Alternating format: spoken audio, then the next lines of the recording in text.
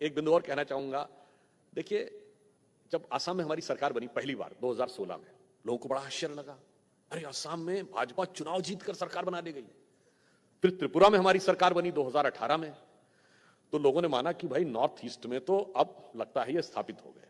आप में से कुछ लोगों को शायद याद हो, जब प्रधानमंत्री श्री नरेंद्र मोदी जी वहां त्रिपुरा की विजय के बाद भाजपा कार्यालय में कार्यकर्ताओं को संबोधित कर रहे थे, तो उन्होंने एक वाक्य बोला कि हम असम जीते और अब त्रिपुरा जीते। इसका मतलब पूर्वोत्तर में कमल खिल गया है और पूर्वोत्तर की दिशा तो बहुत शुभ मानी जाती है, इसलिए अब देश में सब कुछ शुभ ही शुभ होना चाहिए। परंतु मैं एक टीवी चैनल पे था और वहां तो जैसे हमारे जो लेफ्ट लिबरल एक्टिविस्ट होते हैं, वैसे ये भी एक बड़ा पैराडॉक्स है। लेफ्ट कभी लिबरल होता ही नहीं है। You name a single communist country which is liberal, मगर ये तो वैसा ही है जैसे मैं कहूं कि I am a devotional atheist.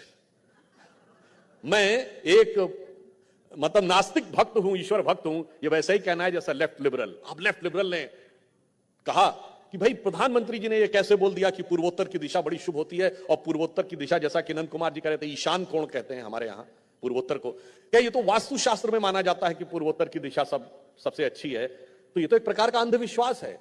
प्रधानमंत्री जी को ने एक प्रकार से अंधविश्वास का प्रतिपादन किया जब उन्होंने कहा कि पूर्वोत्तर की दिशा बहुत शुभ होती है।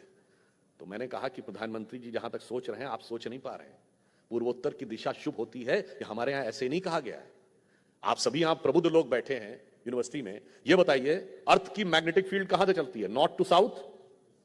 अर्थ की magnetic field north to south चलती है, और सन की मैग्नेटिक फील्ड अर्थ को किस डायरेक्शन से आके क्रॉस करती है? From east to west. तो दोनों एनर्जीज का सबसे ज्यादा सुपर इंपोजिशन किस डायरेक्शन में होगा? नॉर्थ ईस्ट में। The super imposition of the magnetic wave of earth and the magnetic wave of sun that conjoins, that maximum intensity will be in northeast। इसलिए पूर्वोत्तर की दिशा शुभ होती है। इसीलिए देवताओं की आत्मा जिसमें निवास करती है वह हिमालय हमारे पूर्वोत्तर में ही है।